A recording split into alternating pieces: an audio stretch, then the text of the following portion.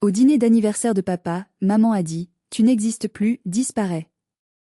Mon garde du corps est entré. Madame, votre jet privé attend. Silence de mort. Le serveur a murmuré « C'est la femme la plus riche de France ?» Avant de vous plonger dans ce récit de vengeance et de justice, j'ai une petite demande. J'aimerais savoir d'où vous m'écoutez en ce moment. Est-ce que vous êtes à Paris, à Montréal, à Bruxelles ou ailleurs dans le monde? Et quelle heure est-il chez vous? Écrivez-le dans les commentaires ci-dessous, j'adore lire vos réponses et voir à quel point notre communauté est internationale. Si vous aimez les histoires où le karma frappe fort, n'oubliez pas de vous abonner et d'activer la cloche. C'est parti. Au dîner d'anniversaire de mon père, ma mère m'a regardé droit dans les yeux et a prononcé 6 mots qui ont changé ma vie à jamais. Pour nous, tu n'existes plus. Elle pensait m'anéantir. Elle pensait que j'allais pleurer, supplier ou m'effondrer comme la petite fille fragile qu'elle avait toujours méprisée. Ce qu'elle ignorait, c'est qu'au moment précis où elle prononçait ma sentence de mort sociale, mon garde du corps, Milos, s'apprêtait à franchir la porte du restaurant avec une nouvelle qui allait faire trembler les murs de leur petite réalité bourgeoise. Ils croyaient humilier la brebis galeuse de la famille. Ils allaient découvrir qu'il venait de déclarer la guerre à la femme la plus puissante qu'il n'ait jamais connue. Tout a commencé par une notification sur mon téléphone, 3 semaines plus tôt. J'étais dans mon laboratoire, au sous-sol du bâtiment 4 de mon entreprise, Aetelgar Biotech. L'air y était frais, aseptisé, rempli du bourdonnement rassurant des centrifugeuses et des serveurs de données. C'était mon sanctuaire. Ici, je n'étais pas Éléonore Vasseur, la fille décevante qui avait abandonné ses études de droit. Ici, j'étais Evie, la fondatrice et cerveau derrière une technologie de régénération neuronale qui s'apprêtait à révolutionner la médecine moderne. Mon téléphone a vibré sur la paillasse en inox. Un message de ma mère, Bénédicte. Pas de bonjour, pas de comment vas-tu? Juste une directive impériale, dîner pour les 65 ans de ton père. Le 14 courant. 20h, restaurant L'Oiseau Blanc. Tenue correcte exigée. Essaie de ne pas nous faire honte cette fois-ci. J'ai relu le message, sentant cette vieille boule d'anxiété se former au creux de mon estomac. À 34 ans, à la tête d'une fortune que Forbes estimait confidentiellement à plusieurs milliards d'euros, un simple SMS de ma mère suffisait encore à me faire sentir comme une enfant de 6 ans qu'on vient de gronder. J'ai failli ne pas y aller. J'ai failli répondre que j'avais une réunion cruciale, que je devais m'envoler pour New York, ou simplement que je ne voulais pas subir une nouvelle soirée de piques passives-agressives et de comparaisons humiliantes. Mais ensuite, mon père m'a appelé. La voix de Baudouin Vasseur était faible, tremblante, loin du baryton autoritaire de mon enfance. « Éléonore, ma chérie. Ta mère m'a dit que tu hésitais. S'il te plaît. C'est peut-être, enfin, je ne suis plus tout jeune. J'aimerais avoir toute ma famille réunie. Juste une fois. » C'était du chantage émotionnel, je le savais. Mon père était un homme faible, un énablé comme disent les psychologues, qui avait passé 40 ans à courber l'échine devant la tyrannie narcissique de ma mère pour avoir la paix. Il m'avait sacrifié 1000 fois pour éviter une dispute avec elle. Et pourtant, je l'aimais encore. Ou peut-être aimais-je l'idée du père qu'il aurait pu être s'il avait eu du courage.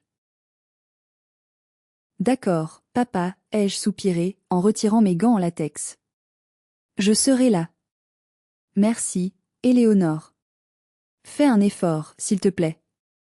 Pour ta mère. Tu sais comment elle est. Je savais exactement comment elle était. Bénédicte Vasseur était une femme pour qui l'apparence était la seule monnaie d'échange valable. Si vous n'étiez pas beau, riche de manière visible, ou marié à quelqu'un d'important, vous n'étiez rien. Et moi, avec mes vêtements simples, mon célibat et mon travail mystérieux dans la recherche, j'étais une tache sur son tableau de famille parfaite. J'ai raccroché et j'ai regardé mon reflet dans la vitre de sécurité du laboratoire. Une femme brune aux yeux cernés par le travail, vêtue d'une blouse blanche. Personne, en me voyant, n'aurait deviné que je venais de signer l'un des plus gros contrats de l'histoire de la biotechnologie européenne. Personne ne savait que le travail mystérieux dont ma famille se moquait finançait secrètement des hôpitaux entiers. J'ai décidé d'y aller. Mais j'ai aussi décidé que ce serait la dernière fois. J'allais leur donner une ultime chance de me voir, moi, Éléonore, et non la caricature qu'ils avaient créée. Milos? Ai-je appelé dans l'interphone? Oui, madame? A répondu la voix grave de mon chef de sécurité. préparez le convoi pour le 14. Mais restez en retrait. Je veux arriver seul. Bien reçu. Je ne savais pas encore que cette soirée allait se transformer en exécution publique. Mais inconsciemment, je préparais déjà mes armes. L'invitation était un piège, mais pour la première fois de ma vie, j'étais le prédateur qui entrait volontairement dans la cage, prêt à mordre. L'Oiseau Blanc est l'un de ces endroits à Paris où l'air lui-même semble coûter cher. Situé sur le toit d'un hôtel de luxe du 8e arrondissement, il offre une vue imprenable sur la Tour Eiffel, scintillant comme un bijou dans la nuit parisienne. C'est le genre d'endroit où le silence est feutré, où les couverts en argent teintent doucement contre la porcelaine fine, et où chaque client semble sortir d'un magazine de mode. J'ai demandé à mon chauffeur de taxi de me déposer à 2 rues de là. Je ne voulais pas arriver avec ma flotte de voitures blindées. Je voulais voir comment il m'accueillerait sans l'artifice de la richesse. Je voulais voir s'il pouvait m'aimer sans les milliards. Il pleuvait légèrement sur Paris, une bruine fine et froide qui collait à la peau. J'ai marché jusqu'à l'entrée de l'hôtel, vêtu d'une robe noire simple. Pour un œil non averti, c'était une robe banale. En réalité, c'était une création sur mesure en soie japonaise tissée à la main, d'une valeur inestimable pour sa rareté, mais totalement dépourvue de logo ostentatoire. Aux yeux de ma mère, ce serait un haillon.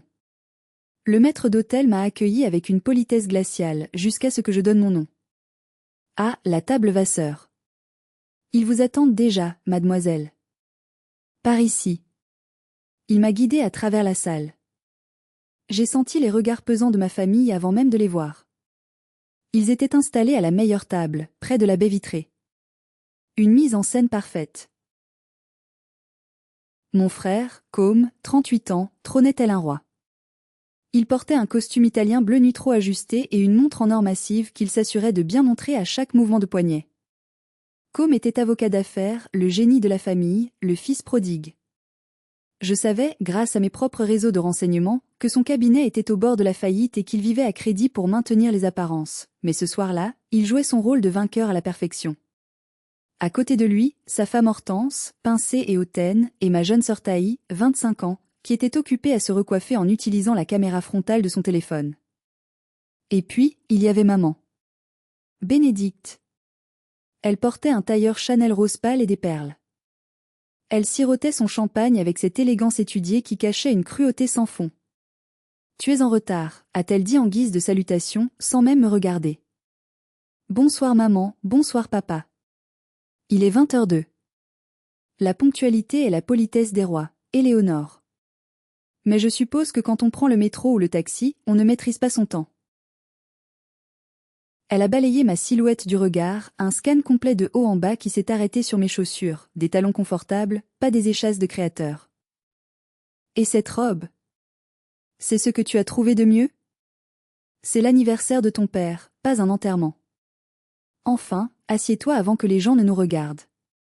Je me suis glissée sur la chaise vide, le siège de l'accusé. Salut la moche, a chuchoté Taï en ricanant, avant de reprendre sa story Instagram. Elle a orienté son téléphone vers moi.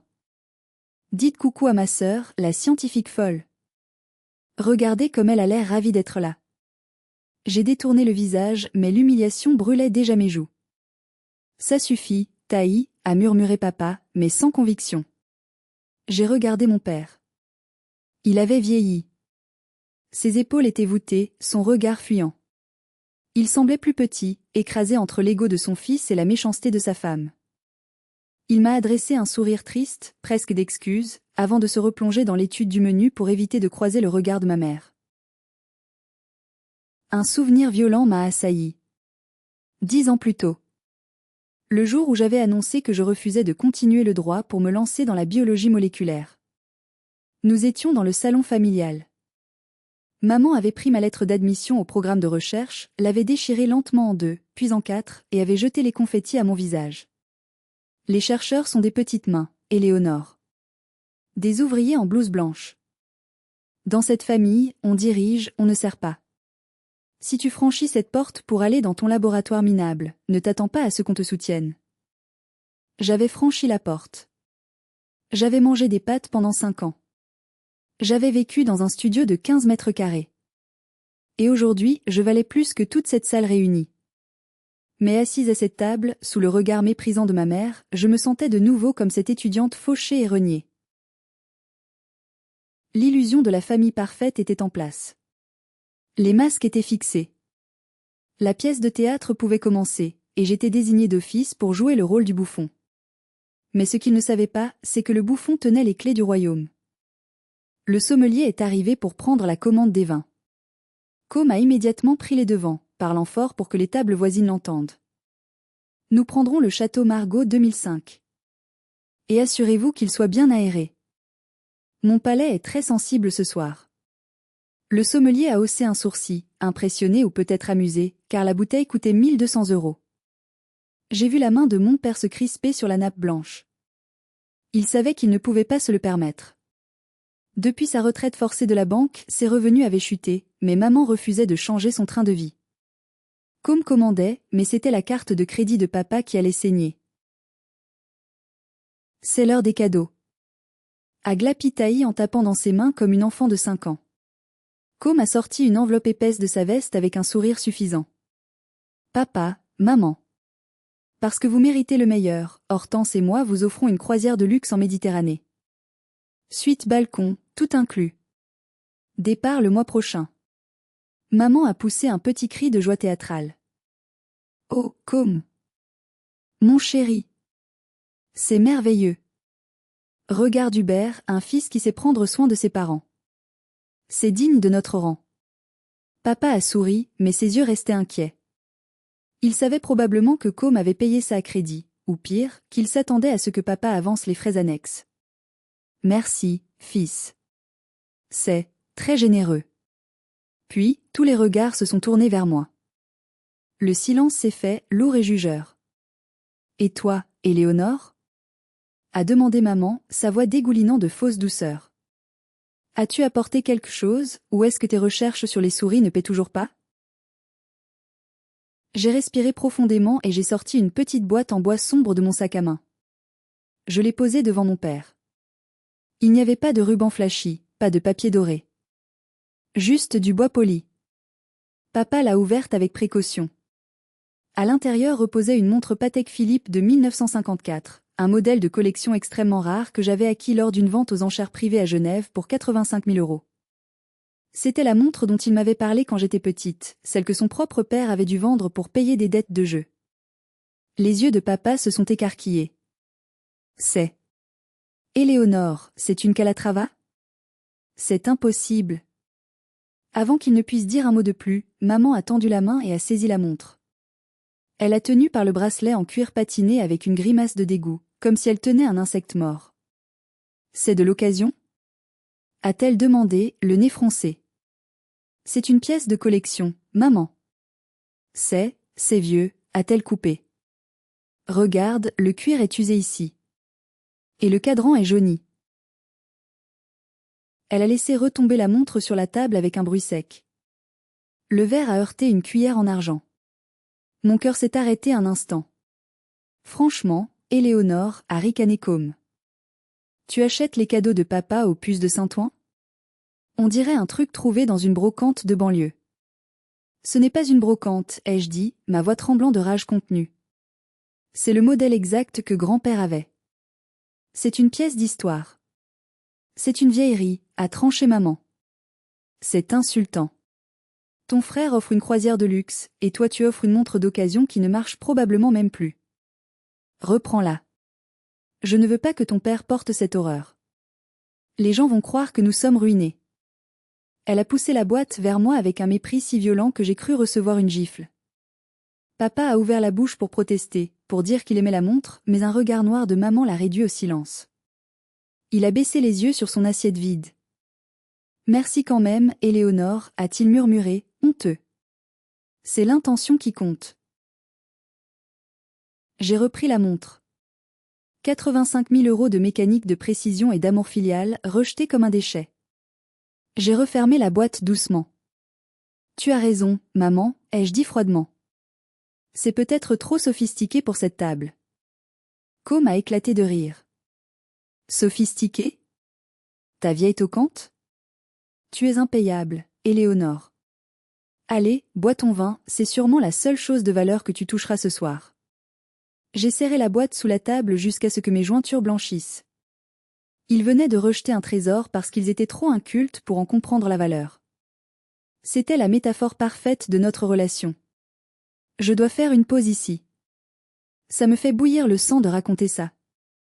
Si vous étiez à ma place, assis à cette table, à vous faire humilier alors que vous avez le pouvoir de les acheter tous, qu'est-ce que vous auriez fait?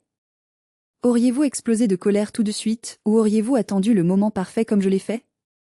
Dites-moi votre stratégie dans les commentaires. Je suis curieuse de savoir. Les entrées sont arrivées, un foie gras poêlé pour eux, une salade simple pour moi, je n'avais plus faim. Avec la nourriture est venue l'inévitable inquisition. C'était un rituel familial. Dès que maman avait un public, elle devait disséquer ma vie pour prouver à quel point celle des autres était supérieure. Alors, a commencé maman en tartinant son pain brioché. Toujours pas d'homme dans ta vie? Je suis très occupée par mon travail, maman. Le travail, le travail. Ce n'est pas un travail qui va te tenir chaud la nuit, ma pauvre fille. Regarde Hortense. Elle aide Com à développer son réseau, elle organise des dîners, elle est utile.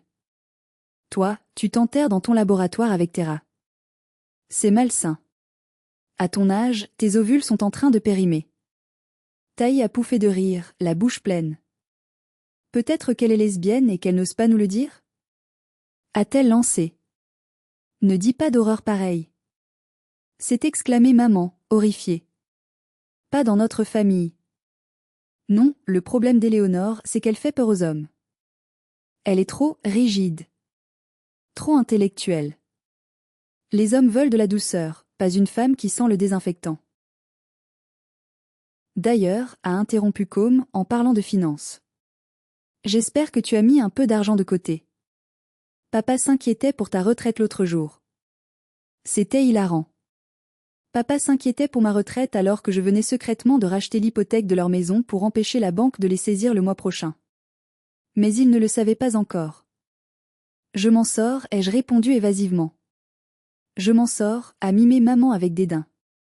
C'est le langage des pauvres. S'en sortir, c'est survivre. Nous vivons.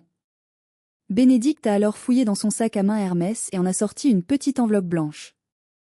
Elle a fait glisser sur la nappe immaculée jusqu'à moi. Tiens. C'est pour toi. J'ai regardé l'enveloppe sans la toucher. Qu'est-ce que c'est? 200 €, a-t-elle dit assez fort pour que la table voisine entende. Va t'acheter des vêtements corrects. Je ne supporte pas de te voir habillée comme une étudiante en fin de mois. C'est humiliant pour nous de marcher à côté de toi. Fais-le pour l'image de ton père. Le sang a afflué à mes tempes. Elle me donnait l'aumône.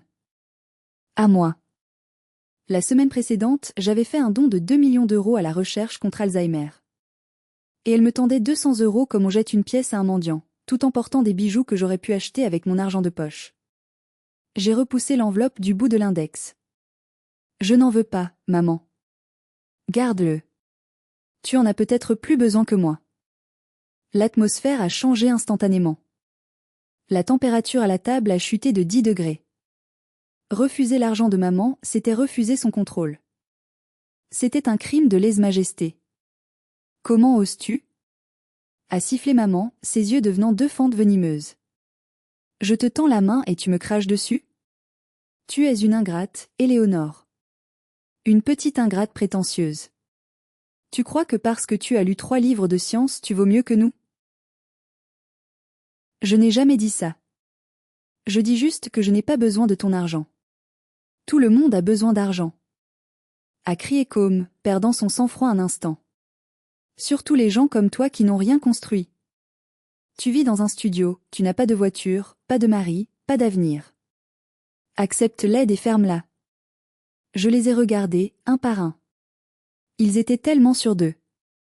Tellement persuadés que leur monde d'apparence était la seule réalité possible. Ils ne voyaient pas la femme en face d'eux. Ils voyaient un échec parce que c'était la seule histoire qui les rassurait sur leur propre médiocrité. J'ai souri.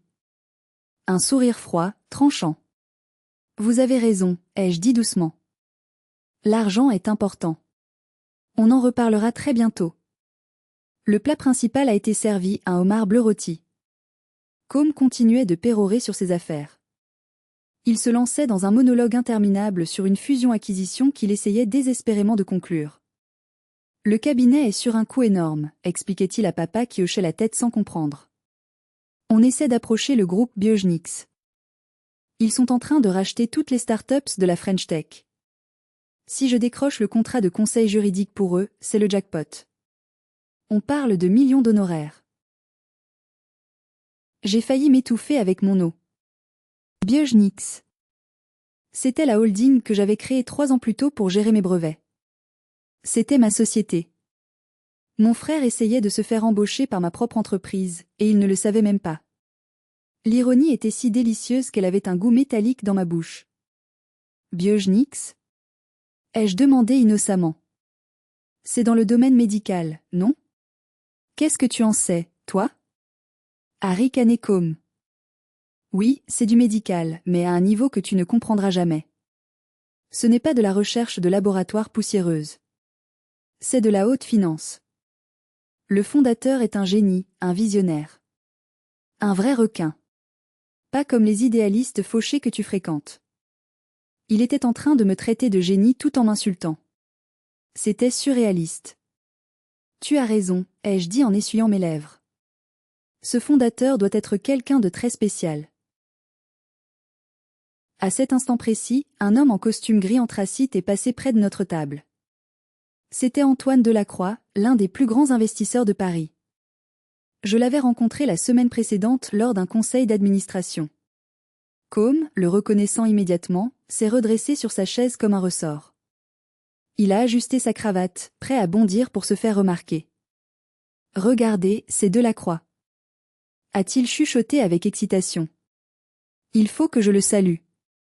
C'est crucial pour ma carrière. » Il s'apprêtait à se lever, mais Delacroix s'était déjà arrêté. Il regardait droit vers notre table. Le visage de Com s'est illuminé. Il a commencé à lever la main, un sourire obséquieux aux lèvres. Mais les yeux de Delacroix n'étaient pas fixés sur Com. Ils étaient fixés sur moi. Il a incliné la tête, un geste discret, respectueux, presque une révérence. Un signe de reconnaissance entre égaux, entre prédateurs du sommet de la chaîne alimentaire. J'ai imperceptiblement secoué la tête. Non, pas maintenant. Ne gâchez pas ma couverture.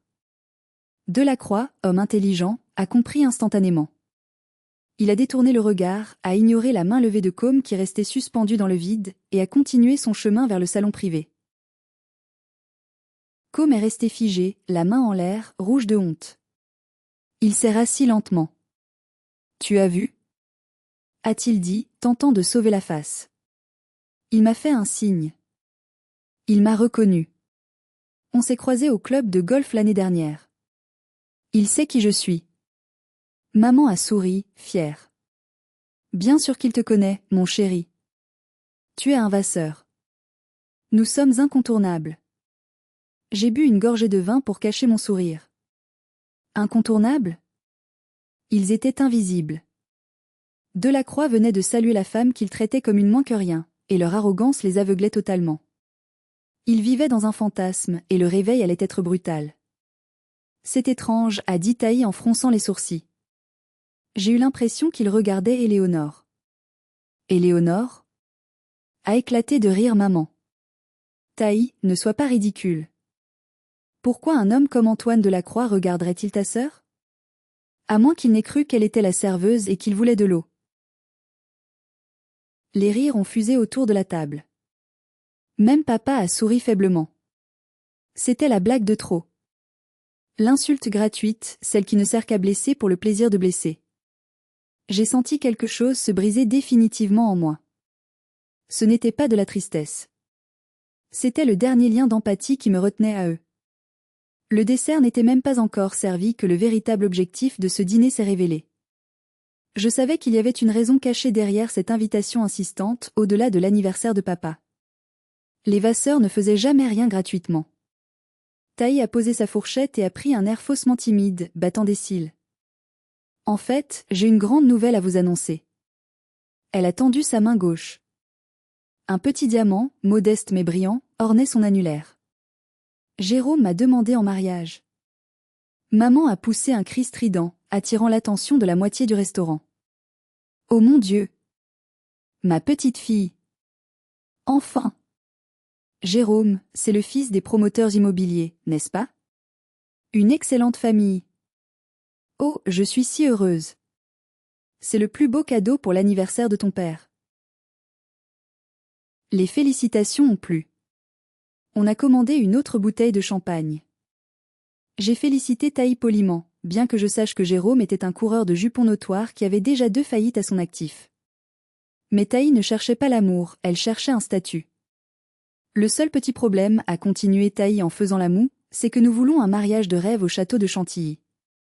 Et, les parents de Jérôme sont un peu justes en liquidité en ce moment à cause d'un investissement. Il nous manque la compte pour le traiteur et la location. C'est urgent, il faut payer avant lundi sinon on perd la date. Combien?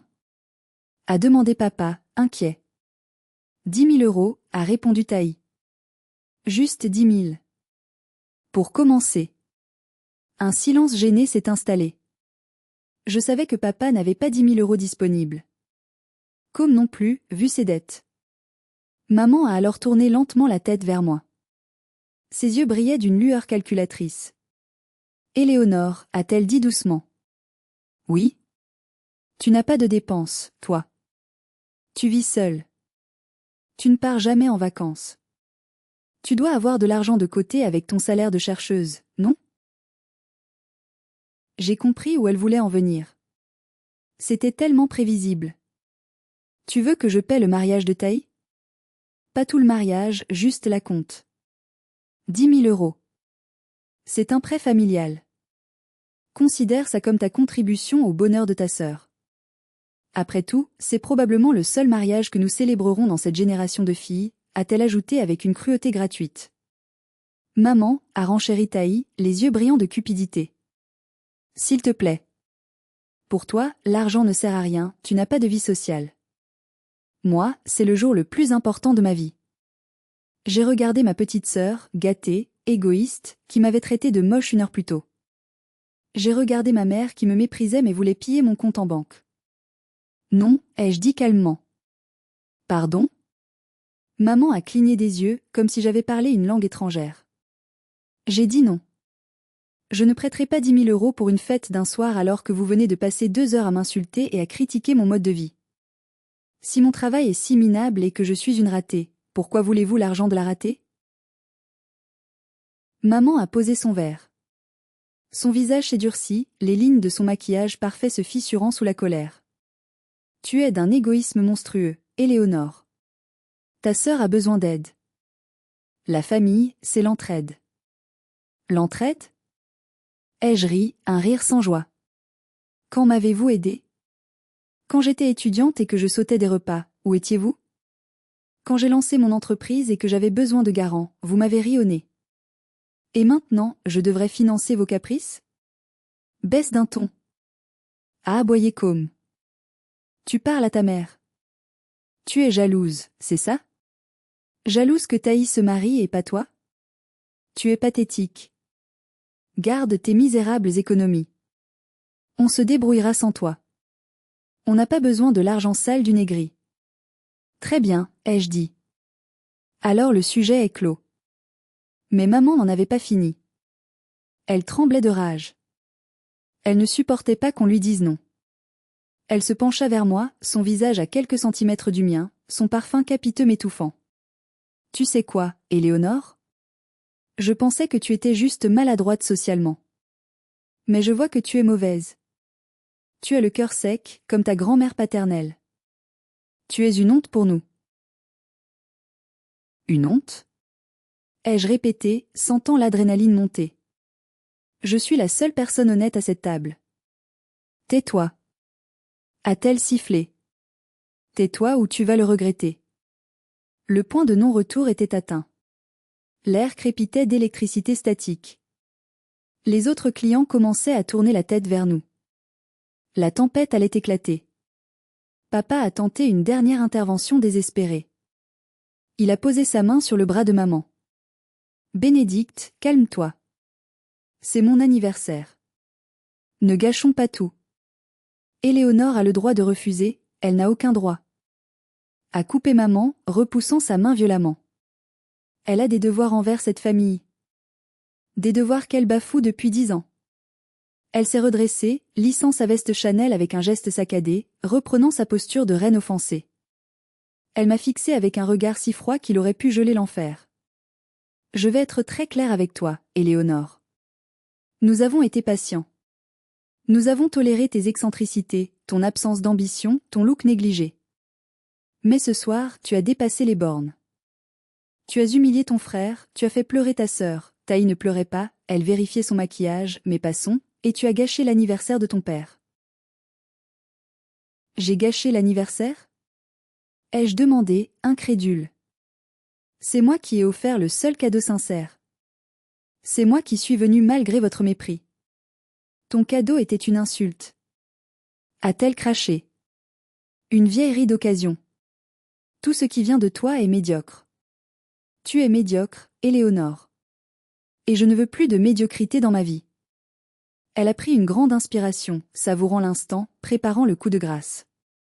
Si tu ne fais pas ce chèque pour ta sœur maintenant, si tu ne t'excuses pas à genoux pour ton attitude, c'est fini. Fini? Quoi, fini?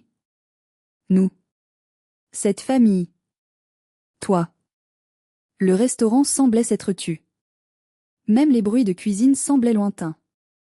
Écoute-moi bien, a dit Bénédicte Vasseur, articulant chaque syllabe comme une balle de pistolet. À partir de cette seconde, je n'ai que 2 enfants, Com et Taï. Tu ne fais plus partie de cette famille. Tu es rayé du testament, rayé de nos vies. Je ne veux plus jamais voir ton visage. Je ne veux plus jamais entendre ton nom. Elle s'est penchée encore un peu plus, ses yeux plantés dans les miens. Pour nous, tu n'existes plus. Tu es morte. Tu entends? Morte. Sors de ce restaurant et disparais. Le silence qui a suivi était assourdissant. J'ai regardé papa. Il fixait la nappe, incapable de me regarder. Il ne disait rien. Son silence était sa signature. Il acceptait la sentence. Il me laissait être exécuté pour sauver sa propre tranquillité. J'ai regardé Com. Il souriait, un sourire cruel et satisfait. Il était enfin le seul héritier, le roi incontesté. J'ai regardé Taï. Elle haussait les épaules, indifférente, comme si on venait de décider de changer de chaîne de télévision. Quelque chose d'étrange s'est produit en moi. Au lieu de la douleur dévastatrice à laquelle je m'attendais, j'ai ressenti une libération. Un poids immense, que je portais depuis 30 ans, venait de s'évaporer. Ils m'avaient libéré. En me reniant, ils avaient coupé les dernières chaînes de culpabilité qui me retenaient à eux. Je me suis levée lentement. J'ai lissé ma robe en soie japonaise. J'ai pris mon sac à main. C'est noté, Bénédicte, ai-je dit. Je ne t'appellerai plus maman. C'est noté. Je n'existe plus. Va-t'en, a-t-elle ordonné, détournant la tête avec dégoût. J'ai reculé d'un pas. J'ai porté la main à mon poignet gauche et j'ai appuyé 2 fois sur le bouton discret de ma montre connectée. C'était le signal. Tu es sûr de toi? Ai-je demandé une dernière fois. Pas de regret? Le seul regret que j'ai, c'est de t'avoir donné naissance, a-t-elle répondu. La cruauté de cette phrase a flotté dans l'air pendant 3 secondes. Et puis, les portes du restaurant se sont ouvertes à la volée. L'entrée de Milos n'était pas discrète. Elle n'était pas conçue pour l'être. Il mesurait un M95, un ancien de la Légion étrangère avec des épaules larges comme une porte de prison et un visage taillé dans le granit. Il portait un costume noir sur mesure qui coûtait plus cher que la voiture de Com, et une oreillette transparente spiralée. Derrière lui, 2 autres agents de sécurité, tout aussi imposants, ont pris position de chaque côté de l'entrée, scannant la salle avec un professionnalisme glaçant. L'atmosphère feutrée de l'oiseau blanc a changé instantanément. C'était comme si un prédateur alpha venait d'entrer dans une bergerie. Les conversations se sont arrêtées. Les fourchettes sont restées en l'air. Milos a ignoré le maître d'hôtel qui s'approchait nerveusement. Il a traversé la salle d'un pas militaire, droit vers notre table. Ses yeux ne voyaient personne d'autre que moi. Il a fendu la foule comme Moïse ouvrant la mer Rouge. Arrivé à notre table, il ne s'est pas soucié de ma famille. Pour lui, ils étaient des meubles. Il s'est arrêté devant moi, a claqué les talons, un vieux réflexe militaire, et s'est incliné respectueusement. Madame la présidente, a-t-il dit de sa voix grave qui portait jusqu'au fond de la salle. Toutes mes excuses pour l'interruption. Maman a sursauté, lâchant presque sa flûte de champagne. Com a ouvert la bouche, un morceau de pain tombant de sa main. Qui êtes-vous? A demandé maman d'une voix perçante. C'est un dîner privé. Allez-vous-en. Milos ne l'a même pas regardé. Il a continué de s'adresser à moi. Code rouge de la part de Washington, madame. Le directeur de la NASA est en ligne sécurisée dans la limousine. Ils acceptent vos conditions pour le partenariat sur les biopolymères. Mais ils ont besoin de votre signature numérique avant minuit, heure de Paris. Merci, Milos, ai-je répondu calmement, ma voix contrastant avec le chaos émotionnel de la minute précédente. De plus, a continué Milos, le contrôle aérien du Bourget a avancé votre créneau de décollage. Votre jet privé, le Gulfstream, est ravitaillé et les moteurs chauffent. Le commandant demande si nous devons maintenir le plan de vol pour New York ou si vous préférez rentrer à la villa de Genève. Le mot jet privé a eu l'effet d'une bombe nucléaire au milieu de la table. Jet privé? A bégayé Taï. NASA? A répété papa, blême. Com, essayant de reprendre le contrôle, s'est levé, rouge de colère et de confusion. Mais c'est quoi ce délire? Éléonore, tu as engagé des acteurs? C'est une blague pour te venger? C'est pathétique. Arrêtez cette mascarade. Milos s'est tourné vers Com. Lentement. Il a regardé comme on regarde une mouche gênante. Il a fait un pas en avant, occupant l'espace physique avec une menace silencieuse si puissante que Com s'est rassis instantanément, terrifié. Monsieur, a dit Milos avec un calme terrifiant. Je vous conseille de baisser le ton. Vous vous adressez à Madame Éléonore Vasseur, PDG d'Aetelgar Biotech et propriétaire majoritaire de la holding Biogenix. Biogenix? À Queen. La voix lui a manqué. Le nom de la société qu'il rêvait de courtiser. La société dont il parlait avec admiration 10 minutes plus tôt. Impossible, a chuchoté maman. Elle est chercheuse. Elle est fauchée. À ce moment-là, Monsieur Lenoir, le directeur du restaurant, est arrivé à la table. Non pas pour expulser les intrus, mais avec une bouteille de champagne millésimée dans un seau en argent. Il avait l'air excité, presque fébrile. Le coup de grâce approchait. Monsieur Lenoir s'est incliné devant moi, bien plus bas qu'il ne l'avait fait pour n'importe qui d'autre ce soir-là. Mademoiselle Vasseur, je suis confus. Je n'avais pas réalisé que c'était vous lors de votre arrivée. Si j'avais su que la femme de l'année dînait chez nous, j'aurais privatisé le salon Eiffel. Il a posé sur la table un exemplaire du magazine Le Figaro Économie, daté du lendemain, qui venait d'arriver. En couverture, une photo pleine page. Moi. Pas la Éléonore en robe simple de ce soir, mais une Éléonore en tailleur haute couture, bras croisés, regardant l'objectif avec assurance. Le titre en gras disait « La nouvelle reine d'E la biotech. Comment Éléonore Vasseur a bâti un empire de 4 milliards d'euros dans l'ombre ». Le silence à la table était absolu. On aurait pu entendre une épingle tomber sur la moquette épaisse.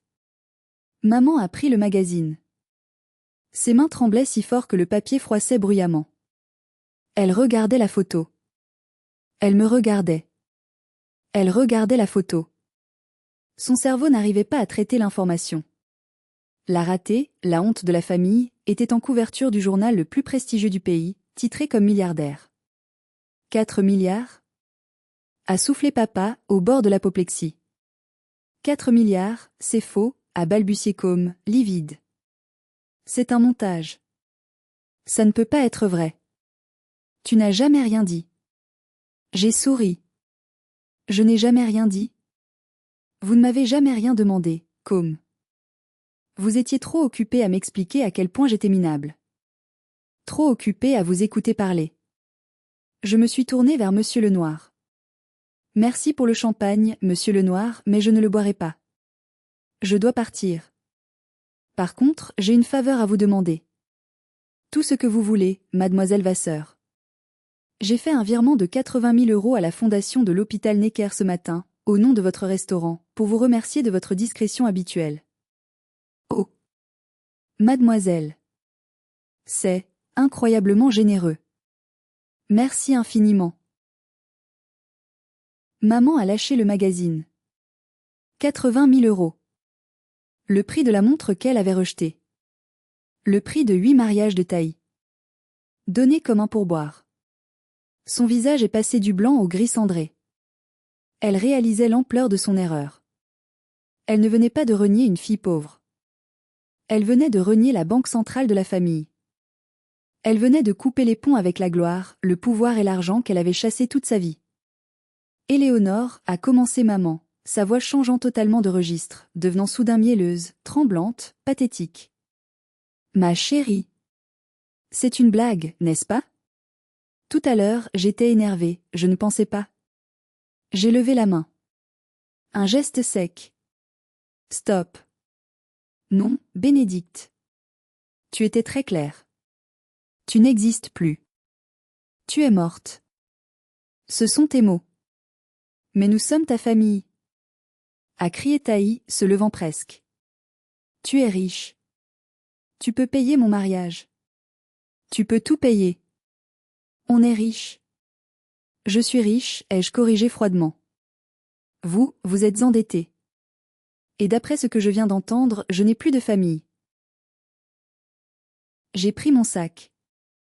Milos s'est avancé pour me frayer un chemin, allons-y, madame. Le président attend. Je me suis retournée une dernière fois vers eux. Ils ressemblaient à des statues de cire en train de fondre. L'avidité et l'horreur se mélangeaient sur leurs visages. C'était le spectacle le plus laid et le plus satisfaisant que j'ai jamais vu. Je n'étais pas encore tout à fait partie. Il restait une dernière humiliation à leur infliger. Non pas par méchanceté gratuite, mais pour leur donner une leçon sur ce qu'est la véritable classe, celle qu'ils prétendaient avoir mais qu'ils ne posséderaient jamais. J'ai sorti mon carnet de chèques. Pas celui de ma banque personnelle, mais celui de ma fondation. J'ai griffonné rapidement une somme. Monsieur Lenoir? Ai-je appelé?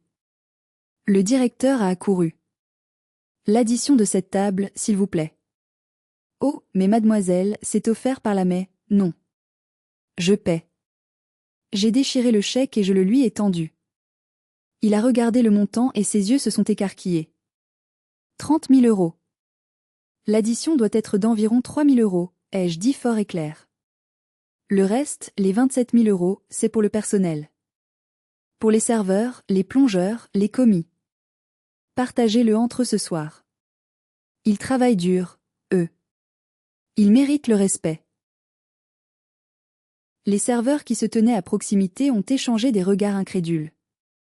Certains avaient les larmes aux yeux. Merci, madame. Merci.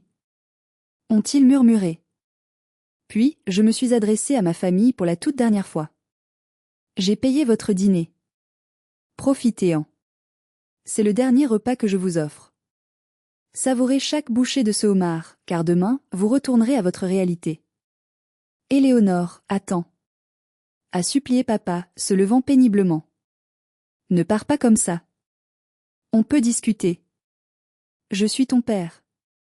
Tu étais mon père quand tu as laissé maman me traiter de moins que rien?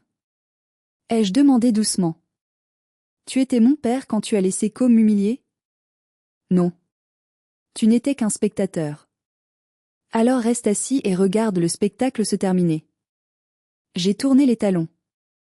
Milos et ses hommes m'ont escorté vers la sortie. La salle entière me regardait. Mais cette fois, ce n'était pas avec mépris. C'était avec admiration, crainte et respect. J'entendais les murmures sur mon passage, c'est elle? Vasseur Biotech. Tu as vu le pourboire? Sa famille est folle de l'avoir traité comme ça. En passant la porte-tambour, j'ai jeté un dernier coup d'œil en arrière à travers la vitre. À la table Vasseur, c'était l'effondrement. Maman pleurait, la tête dans ses mains, pas des larmes de chagrin, mais des larmes de rage d'avoir perdu sa poule aux œufs d'or. Com engueulait sa femme pour une raison inconnue, cherchant un bouc émissaire. Taï envoyait frénétiquement des messages, probablement pour dire à ses amis que sa sœur était milliardaire. Dehors, l'air frais de la nuit parisienne m'a frappé au visage. C'était vivifiant. Une file de 3 berlines noires aux vitres teintées m'attendait, moteur tournant. Un chauffeur en uniforme m'a ouvert la porte arrière de la voiture centrale. Les flashs ont crépité. Quelques paparazzis, alertés par la présence de la sécurité de haut niveau, étaient là. Mademoiselle Vasseur. Un mot sur le rachat de Biogenix? Mademoiselle Vasseur, regardez par ici. Je me suis glissée dans le cuir souple de la voiture. Le silence a repris ses droits dès que la portière s'est refermée lourdement. Direction le Bourget, madame? A demandé le chauffeur. Oui. Sortez-moi de là. La voiture a démarré, me laissant glisser loin de mon passé, vers un avenir où je n'aurai plus jamais à m'excuser d'être qui je suis. Nous arrivons bientôt à la fin de cette histoire. Si vous avez ressenti cette satisfaction de voir Éléonore reprendre le pouvoir, mettez un j'aime à cette vidéo maintenant. Et surtout, dites-moi dans les commentaires, pensez-vous qu'elle a été trop dure? Ou méritait-il pire? Je lirai toutes vos réponses après la fin de la vidéo. Dans le calme feutré de la voiture qui filait sur le périphérique parisien, j'ai sorti mon téléphone personnel. Je l'avais éteint avant d'entrer dans le restaurant. Je l'ai rallumé. L'écran s'est illuminé et a failli planter tant les notifications affluaient. 54 appels manqués. 128 messages. Tous de Com, Taï, maman, papa, et même Hortense. J'ai commencé à lire, par curiosité morbide. Message de Com, 22h15. Hello, c'était un malentendu. Maman a réagi à chaud. On ne savait pas. Pourquoi tu ne nous as rien dit? Rappelle-moi, c'est urgent. J'ai des idées pour structurer tes actifs fiscalement. On peut faire une équipe d'enfer. Je l'ai bloqué. Il voulait juste une part du gâteau. Message de Taï, 22h18, Sœurette. Je suis désolée, j'étais stressée pour le mariage. Tu sais comment je suis. Dis, pour les 10 000 euros, c'est rien pour toi maintenant, non? On peut toujours faire ça? Je t'aime, émoticône, cœur, je l'ai bloqué. Je t'aime suivi d'un symbole euro, c'était la définition de Taï. Message de papa, 22h25, je suis fière de toi ma fille. Je l'ai toujours été. Pardonne à ta mère. Elle est vieille et elle a ses nerfs. Reviens à la maison ce week-end. J'ai hésité sur celui-là. Fier de toi. Il ne m'avait jamais dit ça quand je réussissais mes examens de sciences. Il le disait maintenant que je valais des milliards. Sa fierté avait un prix, et je venais de l'atteindre. C'était encore plus douloureux que le rejet de ma mère. J'ai bloqué papa aussi. Et enfin, les messages de Bénédicte. Il y en avait 17. Il passait par toutes les phases du deuil, mais version manipulatrice. 1. Colère, tu es cruel de nous faire ça en public. 2. Marchandage, on peut oublier ce que j'ai dit. J'étais fatiguée. 3. Culpabilisation, j'ai des douleurs dans la poitrine. Tu vas me tuer de chagrin. 4. Avidité pure, nous sommes tes parents, nous avons des droits sur ta réussite. Nous t'avons élevé. J'ai ri. Un rire clair et libérateur. Milos, ai-je dit. Oui, madame. Changez mon numéro de téléphone personnel dès demain matin. Et assurez-vous qu'aucun membre de la famille Vasseur ne puisse approcher du siège de l'entreprise ou de mon domicile. Ce sera fait. Liste noire niveau 1. Nous sommes arrivés sur le tarmac du Bourget. Mon jet était là, magnifique oiseau de métal blanc sous les projecteurs. Les moteurs sifflaient doucement. C'était ma création, mon argent, ma liberté. Personne ne me l'avait donné. Je l'avais gagné à la sueur de mon front, pendant qu'il dormait, pendant qu'il dépensait, pendant qu'il me jugeait. En montant l'escalier de l'avion, j'ai envoyé un dernier message groupé à ma famille, avant de jeter la carte SIM. Vous avez dit que je n'existais plus. Je respecte votre souhait. Je suis morte pour vous. Et les morts ne paient pas les mariages, ne remboursent pas les dettes et ne donnent pas de seconde chance. Adieu. Un mois a passé depuis cette soirée. Les retombées ont été intéressantes. Comme je l'avais prédit, la vie de ma famille s'est effondrée, non pas parce que je les ai attaqués, mais parce que je les ai laissés livrés à eux-mêmes. Sans le filet de sécurité imaginaire qu'ils pensaient avoir, ou l'espoir de me siphonner plus tard, leur château de cartes s'est écroulé. J'ai appris par mes avocats que le mariage de Taï avait été annulé. Les parents du fiancé ont découvert la situation financière réelle des Vasseur et le scandale du restaurant, qui a fuité dans la presse People. Jérôme a rompu les fiançailles par SMS. Le cabinet de com a été mis sous tutelle. Sans le contrat Biogenix et avec sa réputation entachée par son comportement public, plusieurs témoins ont raconté la scène du restaurant sur les réseaux sociaux, ses clients l'ont lâché. Quant à mes parents, j'avais gardé une dernière carte dans ma manche. Une carte que je n'ai révélée qu'à la fin. Quelques semaines avant l'anniversaire, j'avais racheté discrètement la dette de leur maison familiale, ce vieux château en province qu'ils aimaient tant et qu'ils n'avaient plus les moyens d'entretenir. La banque allait les saisir. J'avais acheté la créance. Techniquement, je suis la propriétaire de leur maison. Je pourrais les expulser demain. Je pourrais les jeter à la rue comme ils ont voulu me jeter hors de leur vie. Maman m'a écrit une lettre, la seule façon de me joindre, me suppliant de ne pas le faire, invoquant la famille, le sang, Dieu, tout ce qui lui passait par la tête. J'ai pris une décision différente. Je ne les ai pas expulsés. Je les laisse vivre là. Mais à une condition stipulée par mes avocats, je garde la propriété, et ils n'ont qu'un droit d'usage viager. Ils ne peuvent plus vendre, ils ne peuvent plus hypothéquer pour financer leurs caprices. Ils vivent chez moi, par ma charité. Chaque matin, quand Bénédicte se réveille dans sa belle chambre, elle doit se rappeler qu'elle dort sous un toit qui appartient à la fille qui n'existe pas. Chaque jour est un rappel de son échec et de ma victoire. C'est une punition bien plus raffinée que l'expulsion.